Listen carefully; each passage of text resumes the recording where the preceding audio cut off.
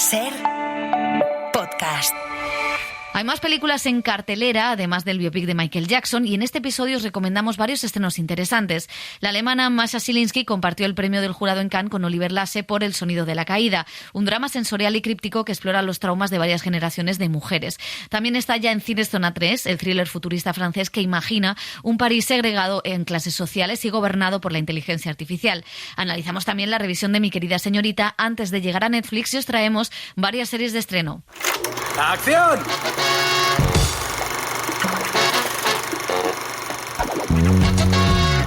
El cine en la Ser con Pepa Blanes.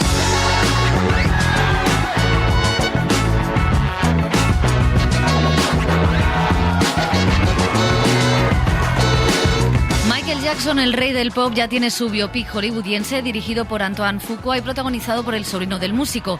Es una exploración de la infancia y la vida de Jackson, evitando las partes más polémicas. ¿Puedes bajar la luz, por favor? Está bien, pero recuerda, aquí dentro, deja quietos esos pies, colega. Experto en thrillers que conectan con el público, el director francés Cédric Jiménez retrata ahora un París del futuro donde la IA ha acrecentado más las diferencias sociales. Lo hace en Zona 3, todo un fenómeno en la taquilla francesa.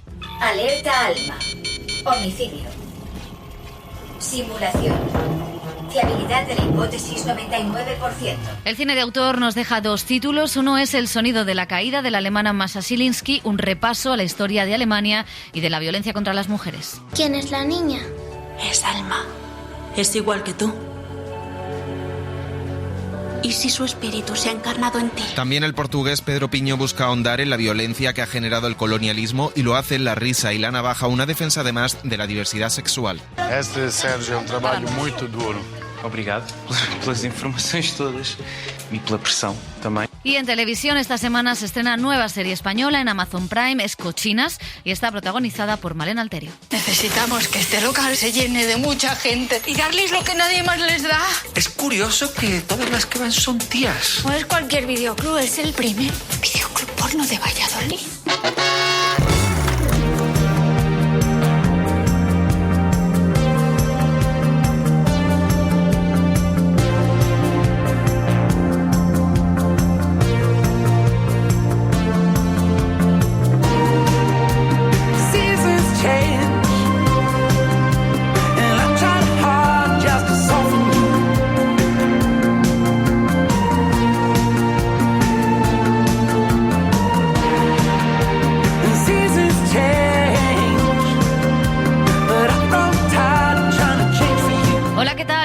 Bienvenidos a El Cine en la Ser, un programa muy musical esta semana. José Manuel Romero, ¿qué tal? ¿Qué tal, Pepa? Sí, porque empezamos con un esperado biopic, el de nada menos que el rey del pop, Michael Jackson, que llega con cierta polémica por los cambios de montaje. Cuenta la vida del músico, aprobada por su familia, pero omite las acusaciones que tuvo por abuso de menores, de las que salió sin condena. Helio Castro nos cuenta los detalles.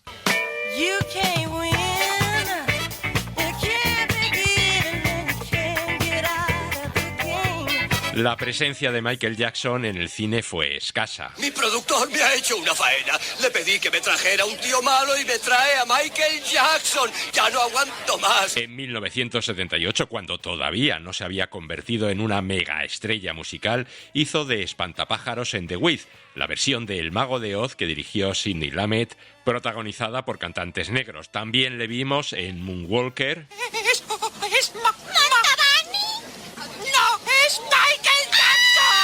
Una colección de vídeos y actuaciones en donde se mezcla la imagen real con la animación y en donde Michael Jackson, entre número musical y número musical, trata de salvar a unos niños de un malvado narcotraficante interpretado por Joe Pesci. En 2009 protagonizó el documental musical This Is It, dirigido por Kenny Ortega, pero ahora llega su primera película biográfica, Michael.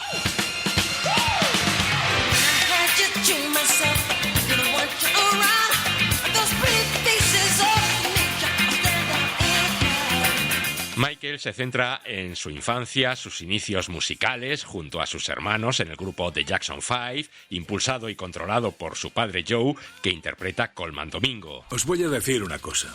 En esta vida, o eres un ganador o eres un perdedor. ¿Queréis currar en la fábrica como yo el resto de vuestra vida? No, señor. Porque yo desde luego que no. ¿Vais a luchar por ello? Sí, señor. Un poco más alto. ¿Vais a luchar por ello? Sí, señor. Hasta que logra independizarse, inicia su carrera en solitario. Me vienen un montón de canciones a la cabeza. Y debo sacarlas. Se asocia con el productor musical Quincy Jones, con el que consigue sus primeros grandes éxitos. Cuando estés listo, Michael. Y se convierte en un verdadero ídolo en todo el mundo. Eso es lo que quiero que sienta el mundo.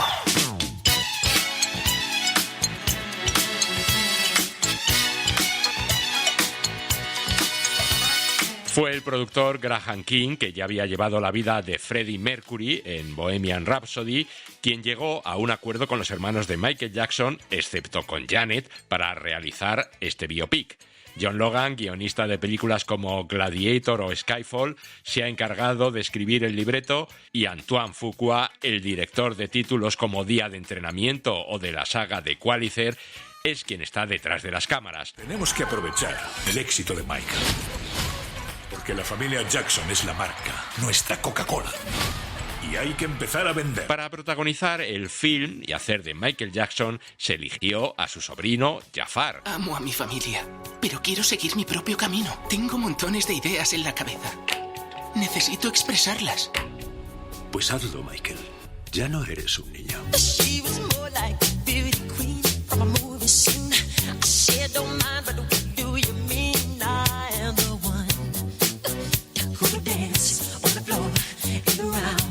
El control familiar ejercido por la familia Jackson ha impedido hacer una película en donde se reflejen las luces y las sombras de esta estrella musical. ¿Estás seguro? Eres fuerte. Eres hermoso. El más grande de todos los tiempos.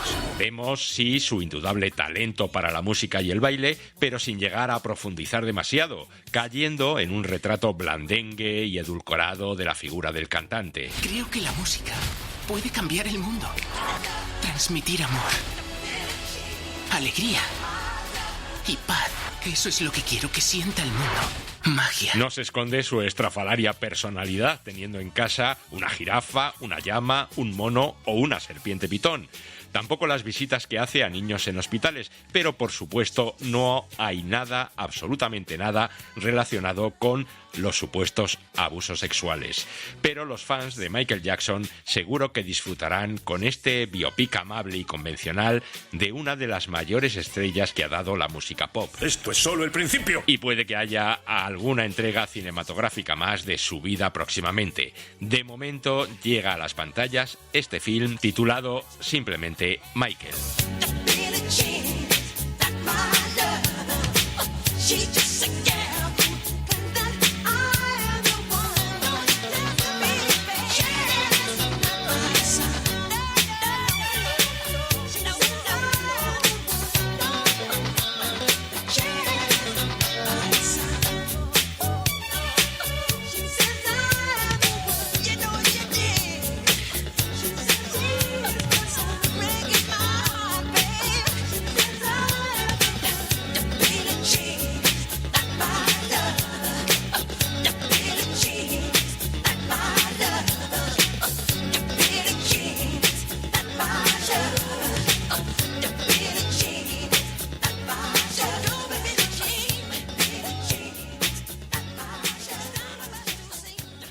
Uno de los problemas que más preocupan el sector del cine es el uso sin reglas de la inteligencia artificial, y eso se ha empezado a plasmar en muchas de las historias que nos llegan. Spielberg fue un visionario, pero ahora que la IA es ya una realidad, son muchos directores los que indagan en sus consecuencias. Y esta semana lo hace el francés Cédric Jiménez, que elige el thriller de ciencia ficción para mostrar cómo la inteligencia artificial puede acrecentar todavía más la desigualdad. Zona 3 muestra a un París futurista dividido en zonas aisladas por clases sociales, con dos policías intentando encontrar el sentido a todo.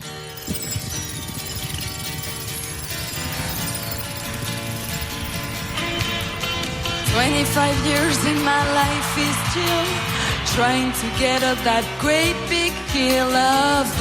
En los últimos meses han llegado a las pantallas varias películas que analizan los prejuicios y las consecuencias de que la sociedad se abra al uso de la IA sin legislación. La IA fue, de hecho, uno de los motivos de la última huelga en Hollywood. No tengo miedo. La IA es una herramienta y, como todas las herramientas, hay que saber utilizarla. Es una herramienta muy poderosa, por lo que cuanto más poderosa sea, más peligrosa es. Pero cuanto más buena sea potencialmente, creo que la IA salvará vidas, por ejemplo, en el campo de la medicina. Nos dice esto Cédric Jiménez, director francés, que se atreve a aventurar cómo serían las ciudades si fuera la inteligencia artificial quien las gobernara. Es lo que cuenta en Zona 3, su última película, una adaptación de la conocida novela del escritor Logan Godet, que le ha permitido hablar de la tecnología y sus peligros desde el thriller futurista, un género, el de la ciencia ficción, del que era fan, nos dice, desde niño. Tenía ganas de hacer ficción pura y el futurismo es esto, ficción por excelencia, porque estamos hablando de algo que todavía no existe.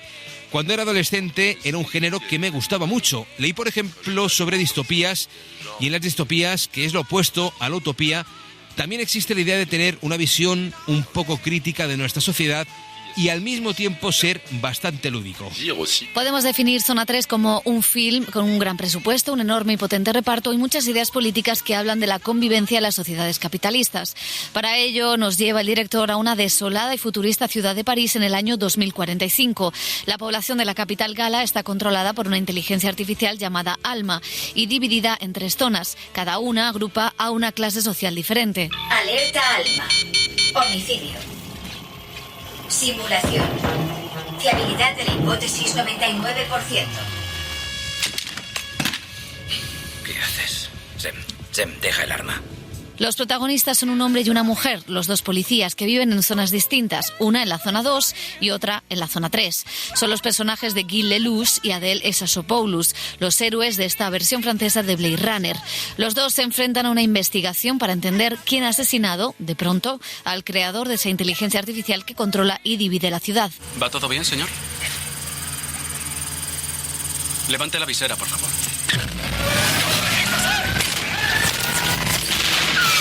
En realidad el libro estaba ambientado en Grecia, pero la acción de la película se traslada a un París dividido en sectores y en clases sociales, como decimos, algo que ya se pergeña ahora mismo en la propia urbe. Las clases medias seguían siendo una especie de oportunidad para el diálogo entre las poblaciones. Es cierto que las grandes ciudades se están volviendo más duras en este sentido. Es muy difícil encontrar vivienda, por ejemplo, en París. Todo se ha vuelto muy caro. Eso sin duda fomenta la diferencia social. Sin embargo, hay algo optimista tanto en el discurso del director como en la película que he realizado y que llega a los cines españoles este viernes, y es la capacidad de cooperar de los seres humanos, quizá lo más distinto y alejado de esta inteligencia artificial. Solo las personas pueden rechazar su propio destino social o aceptarlo, pero en ambos casos creo que se requiere una conciencia colectiva.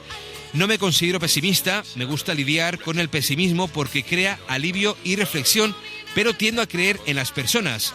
Me da la razón la propia historia de la humanidad, que siempre ha demostrado que los humanos conocían sus límites y los límites de sus propias condiciones. Influido por Blade Runner o por películas más actuales como Hijos de los Hombres, Zona 3 es todo un éxito en Francia, un thriller vibrante que se centra en el amor y las emociones como arma contra una tecnología gris, utilitaria y sin identidad.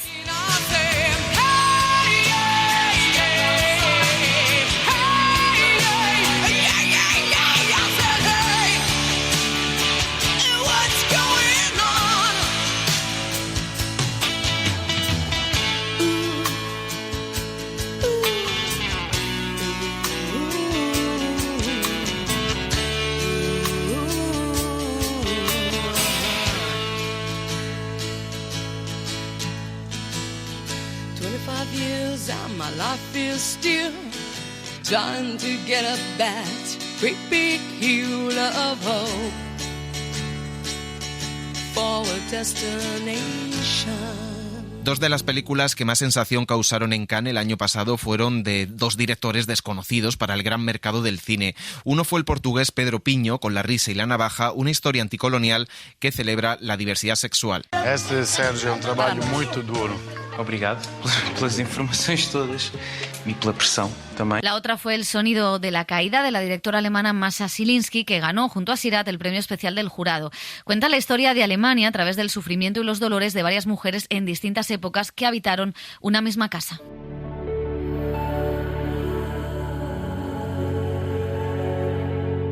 Contaba Oliver Lasche, tras un encuentro en los premios del cine europeo, que tenía la impresión de que los autores de su generación estaban mirando hoy a las cicatrices y heridas heredadas. Sí he sentido que estamos los europeos trabajando la herida intergeneracional, la herida interpersonal, cada uno desde un ángulo, desde un prisma diferente. Se refería el director gallego a esa comunidad de mutilados en Sirat, a la de Joaquín Trier en Valor sentimental con La sombra de la Segunda Guerra Mundial, y también a la de Mascha Szilinski en El sonido de la caída.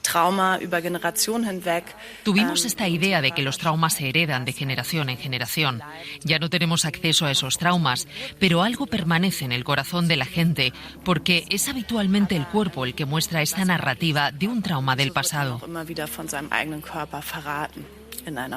La directora alemana, que compartió el premio del jurado con el español en la pasada edición de Cannes, recorre 100 años de la historia de Alemania a través de la historia de 4 chicas jóvenes que habitaron la misma granja en el norte de su país. Cada vez que intento recordar aquel verano, siempre me pregunto qué fue lo último que vio Nelly.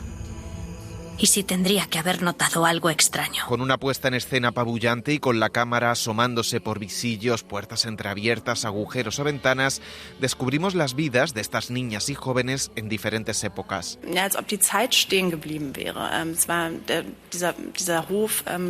Teníamos la impresión de que el tiempo se había detenido en esta región, de que nada había cambiado en esa granja. Todo parecía intacto y encontramos una foto de 3 mujeres de los años 20 y fue sorprendente. Parecía una foto muy moderna para la época y tuvimos la impresión de que estas mujeres nos miraban directamente a los ojos. Y nos preguntamos por las vidas de estas mujeres, por su melancolía y sufrimiento en el pasado.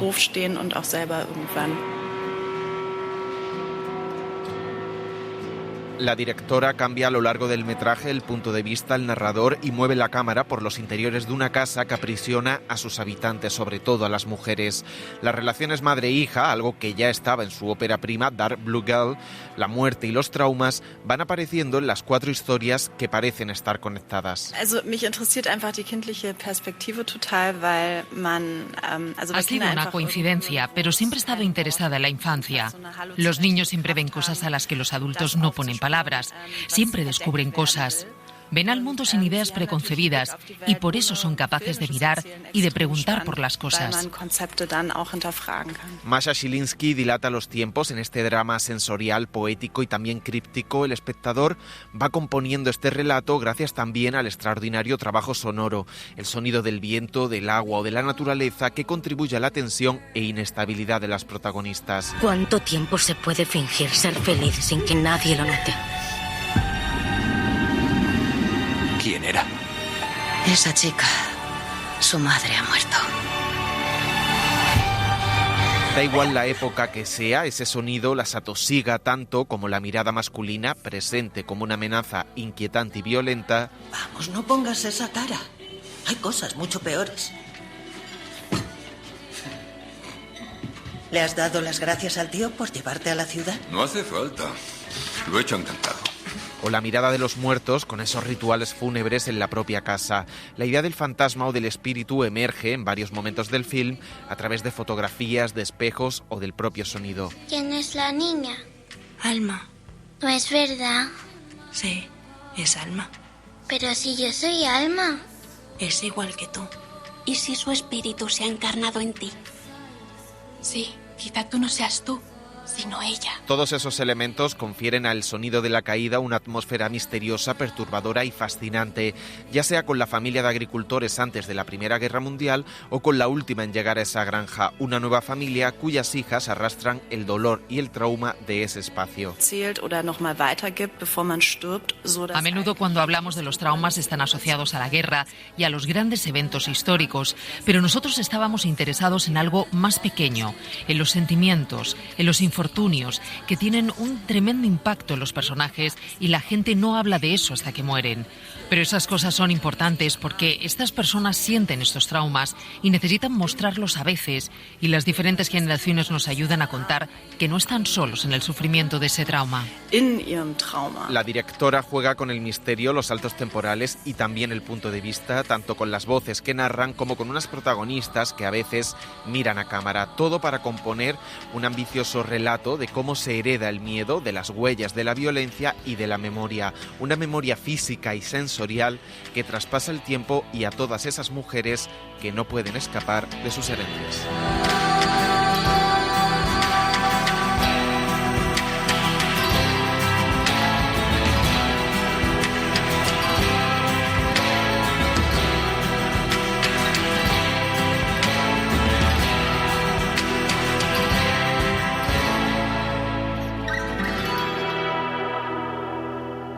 Terminamos con Mi querida señorita, llegó a los cines la semana pasada y pronto llegará a Netflix. Es una revisión de la película de Jaime de Armiñán que dirige Fernando González Molina y que refleja la realidad de las personas intersex. Un reportaje de Lucía Bermúdez. Solo con música y gente, sube de tono el ambiente.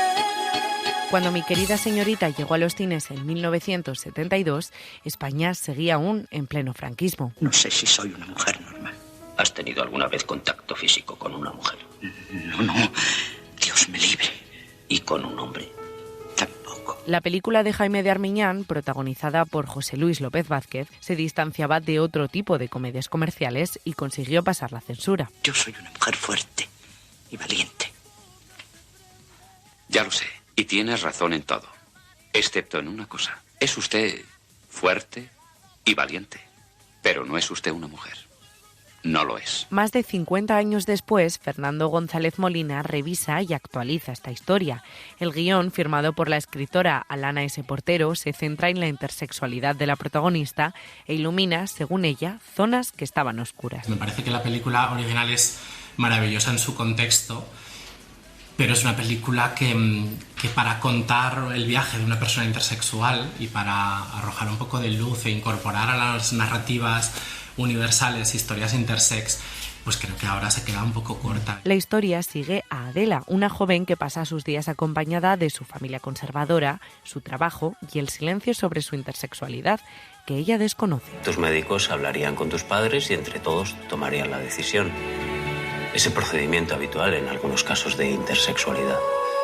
Intersexualidad. La irrupción en su vida de un sacerdote homosexual interpretado por Paco León y de la fisioterapeuta de su abuela, a la que da vida Ana Castillo, provocarán que la joven se pregunte por su identidad, busque respuestas sobre su cuerpo y descubra la violencia médica a la que ha sido sometida. Todas las cosas que se suelen pelear desde lo trans, intentando que la medicina no intervenga sobre tu cuerpo sin tu permiso, esto lo sufre la gente intersexual todo el tiempo y lo sigue sufriendo en el presente. Es decir, además no solo sin su permiso, sino cuando son pequeños. La cinta se ambienta en la Pamplona de los 90 y en el Madrid de los 2000. Aunque el relato se sitúe décadas después de la original, la actualización no solo consiste en traer la historia al presente, sino en mostrar que la falta de lenguaje, de representación y de comprensión perdura incluso ahora.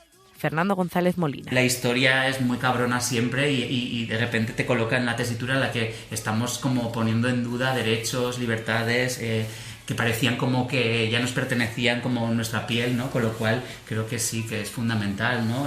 No sé, lees en las redes sociales, lees en la prensa, pues la cantidad de casos de acoso, de bullying, de gente que sufre por su condición, entonces creo que es absolutamente relevante. Entonces la película pone el acento exactamente en el derecho a equivocarte y a explorar todo lo que quieras. Uno de los cambios más significativos está en el propio reparto, y es que esta nueva versión está encabezada por Elizabeth Martínez, actriz intersex y, por cierto, también informática, elegida tras un proceso de búsqueda de varios meses. ¿Y ahora qué hago?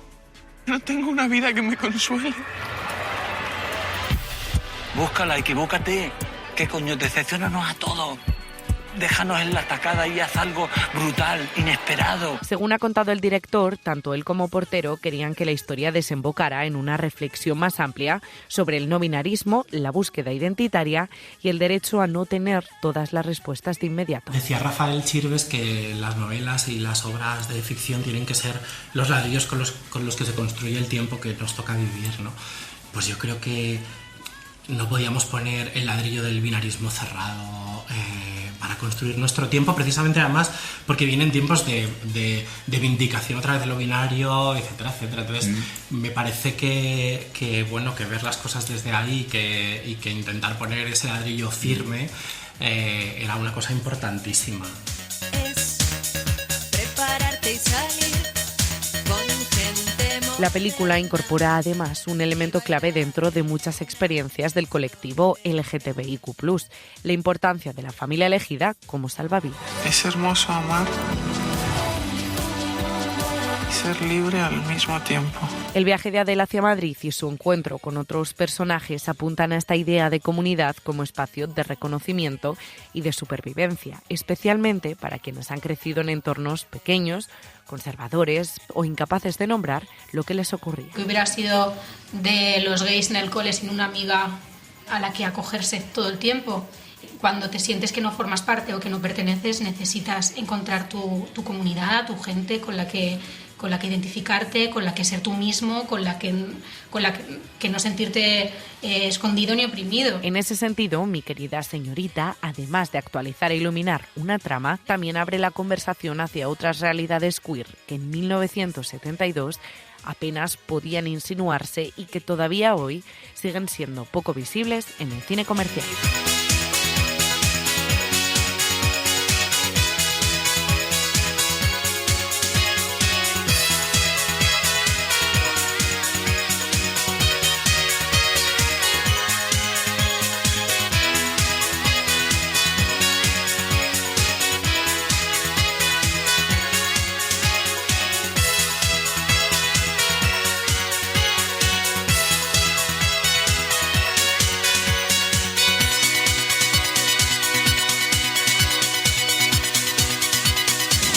El cine en la SER con Pepa Blanes.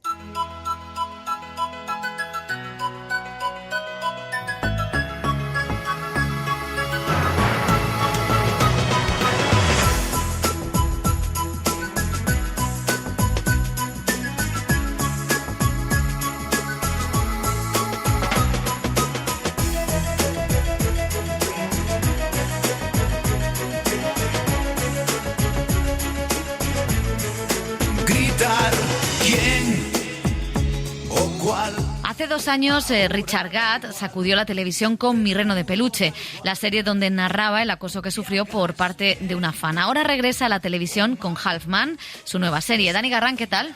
Hola Pepa, Half Man es una miniserie de 6 episodios que narra la compleja relación entre 2 hombres que crecieron como hermanos pese a no tener lazos de sangre. Un retrato frágil de la masculinidad y las sombras que puede tener la hermandad a lo largo de 30 años de relación tormentosa. El propio creador, Richard Gad, protagoniza la serie junto a Jamie Bell, que da el salto a HBO con la producción de la BBC. Hola, para los que no me conozcáis, soy Rubén Pallister.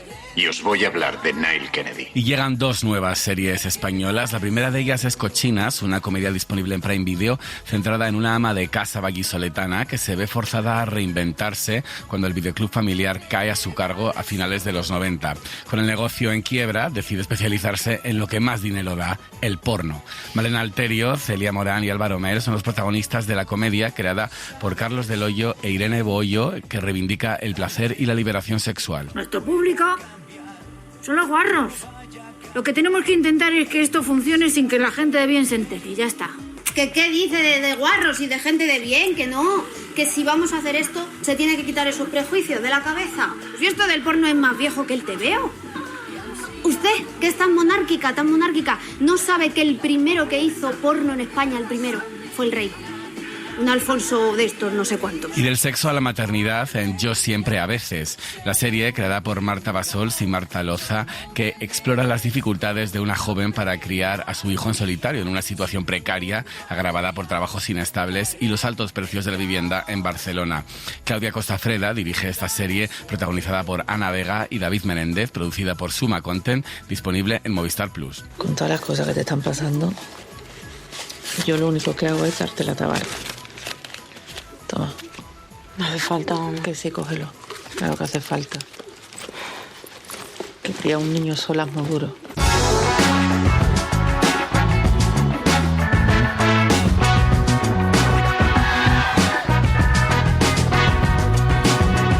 Terminamos el cine en la serie y nos vamos con El desencanto. Justo esta semana, Cátedra ha publicado la autobiografía de Felicidad Blancs, la matriarca de Los Panero, cuando se celebra el 50 aniversario de la película de Jaime Chavarri. Gracias, Elio Castro, Julia García, José Manuel Romero y Lucía Bermúdez. Adiós. Todo lo que yo sé sobre el pasado, el futuro y sobre todo el presente de la familia Panero es que es la sordidez más puñetera que he visto en mi vida. Que son todos una pareja de memos desde las tías, a los famosos tatarabuelos, a lo que te dé la gana. Había una parte sobre como hay toda la familia y había otra parte que no hay, ¿no? Yo creo que sí. Yo creo que ahí el fin de ratas es un fin de ratas tornadas. El cine en la SER con Pepa Blanes. Para no perderte ningún episodio, síguenos en la aplicación o la web de la SER, Podium Podcast o tu plataforma de audio favorita.